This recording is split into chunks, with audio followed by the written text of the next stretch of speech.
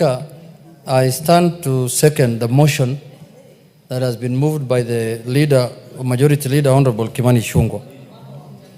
Mr. Speaker, first and foremost, I want to take this opportunity to thank His Excellency, the President of the Republic of Kenya, Honorable William Samoei Ruto, for his efforts and for his immense contribution towards the campaign of our Kenyan candidate in the African Union Commission chairmanship contest, Mr. Speaker. Mr. Speaker, the President of this country and his government has done everything possible to campaign, to lobby, and to do everything possible to make sure that we win in this contest, Mr. Speaker.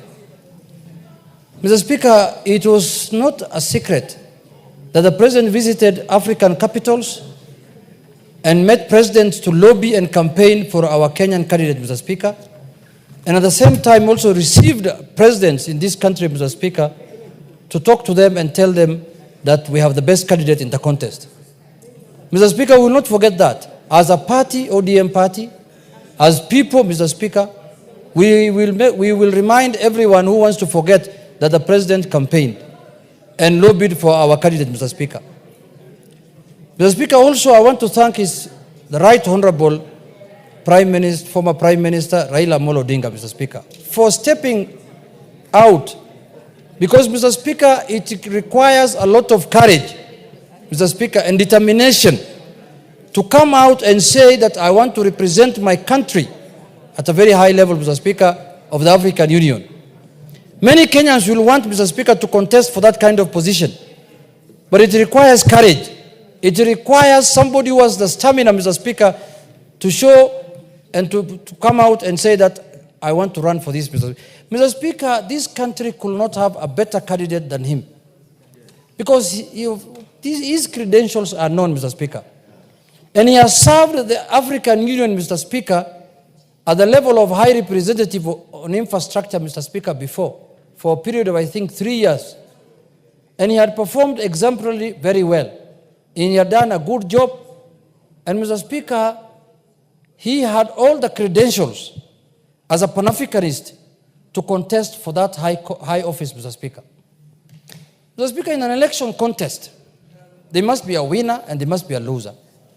And you can also go on a draw.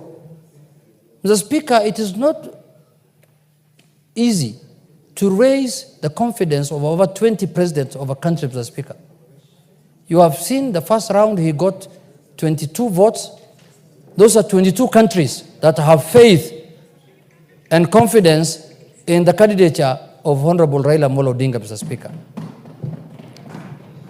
Many of us, if we were to contest, we might not even get 2 presidents or 3, Mr. Speaker, or even 1. Even 1 vote of a president, Mr. Speaker. But he could manage to raise those numbers because he's a Pan-Africanist. He's known in this continent, and he has done and participated in many things affecting this country, Mr. Speaker, in solving them. Mr. Speaker, the election went as it went. Even when he was going for the election, his last speech at Bomas of Kenya, in a conference that was held by the ODM party, he said he'll be very happy if he wins, and in the event he loses, he has a home to come back to. And life continues as usual, and he will do his things, his business, and other things that he normally does. But, Mr. Speaker, what has shocked me as a Kenyan, Mr. Speaker, and up to now I am still in shock, is not the loss that we had in Addis Ababa. Mr. Speaker, what has shocked me is that the celebration that happened in some parts of our country after we lost that election, Mr. Speaker. This was not a Kenyan contest, Mr. Speaker. Some of the people who are celebrating are keeping now busy the majority leader here. Can they sit down so that they can hear what I'm saying, Mr. Speaker? Mr. Speaker. Order, Wamawa and... These are some of the people who are celebrating. She celebrated, but that is fine, because in a contest you can... Order, Wamawa, you cannot cross the aisle like that. Mr. Speaker, it's a material what she wants to do. Mr. Speaker, Go on. Kenyans knew very well that this is not an election that is going to happen within the country. It's not an election that is normally announced at Bomas of Kenya. This was an election that was happening at the African Union. And some of the Kenyans became so unpatriotic and supporting a candidate against Kenya, Mr. Speaker, and even campaigning for him openly in the social media, in all kind of sphere, Mr. Speaker. Mr. Speaker, I cannot be so unpatriotic. If today a Kenyan of any color, any race, any religion, any creed comes out to contest for an international position, Mr. Speaker, I will support. In the spirit of being a Kenyan, Mr. Speaker. That's all. The first thing that we need to look at is being a Kenyan. Not from the community you come from, not from your color, not from your religion, not from anything. Mr. Speaker, how unpatriotic can some Kenyans be that they fought the Right Honorable Prime Minister for 1 year he has been campaigning. And after losing, they celebrated. We shall revisit that, I can assure you. We will revisit that one. It will not go. We will revisit at the right time. We will also have our day to laugh and to celebrate, Mr. Speaker. And it's not very far, it is coming, Mr. Speaker. It's not very far. You can take that to the bank, and I will remind you, the day I'm celebrating that, you also celebrated your day. This is my day. Inshallah.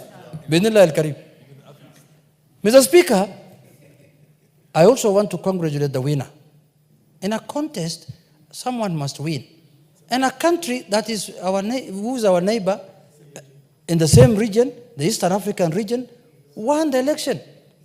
So we have every reason to celebrate also and to congratulate them, Mr. Speaker, because in a contest we expected to have a winner and a loser. But we expected ourselves to win. But we did not win.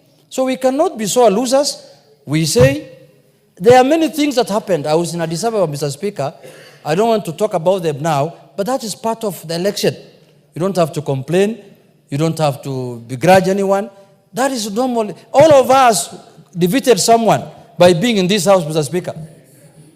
All of us defeated someone by being in this house, Mr. Speaker. We had opponents, Mr. Speaker, in the election. Even you, to be elected as a speaker, you had opponents.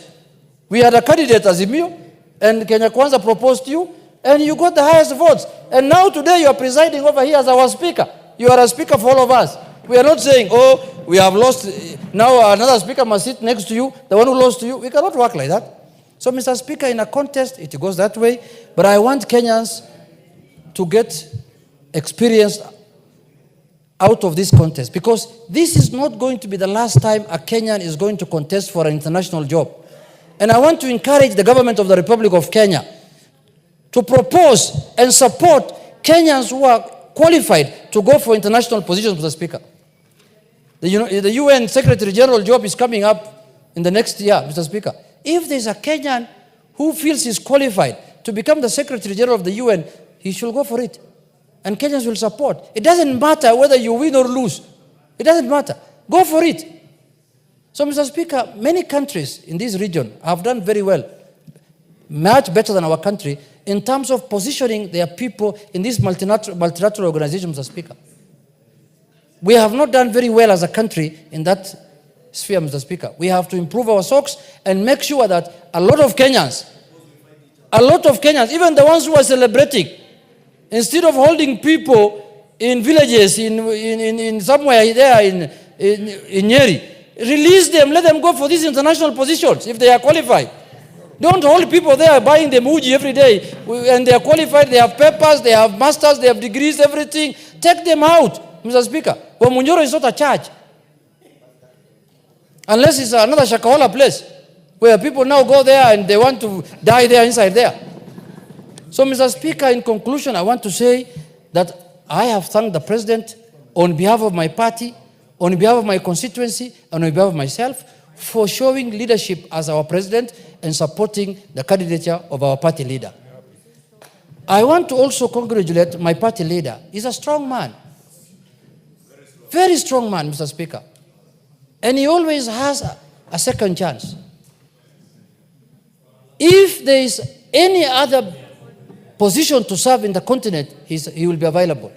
In the world, everywhere, Mr. Speaker, he has been available, Mr. Speaker. He has served the African Union before.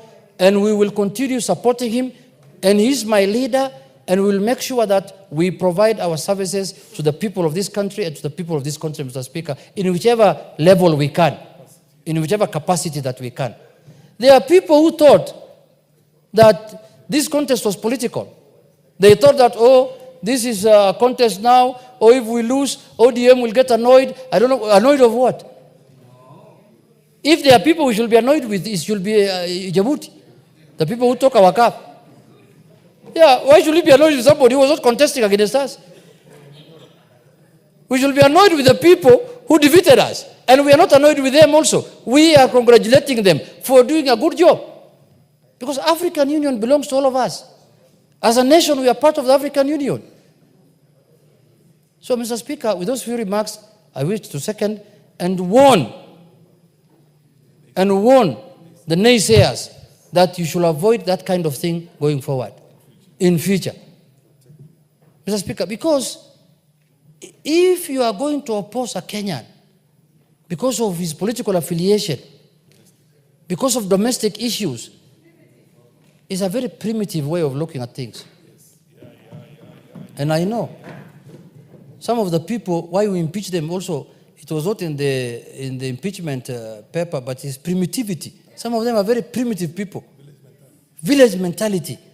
You know, people want to go to international organizations. Instead of supporting them, you are judging them on the basis of what happens in a village, Mr. Speaker.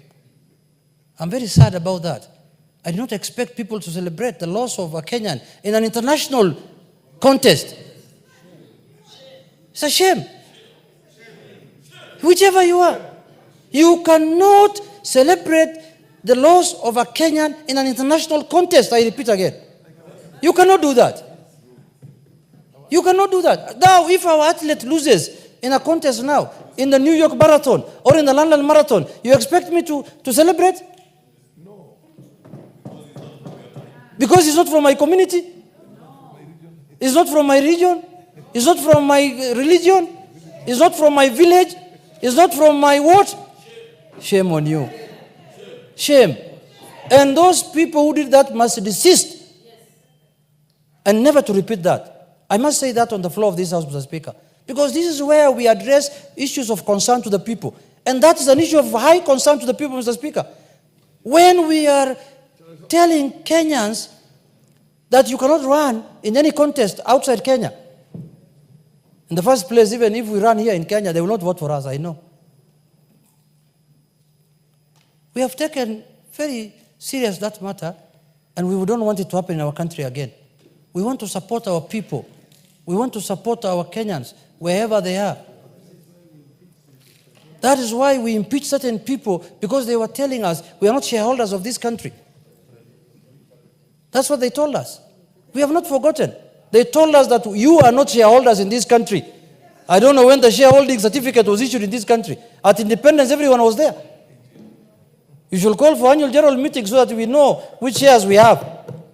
So you get impeached on that kind of nonsense, and you continue celebrating again the loss of a Kenyan in an international contest.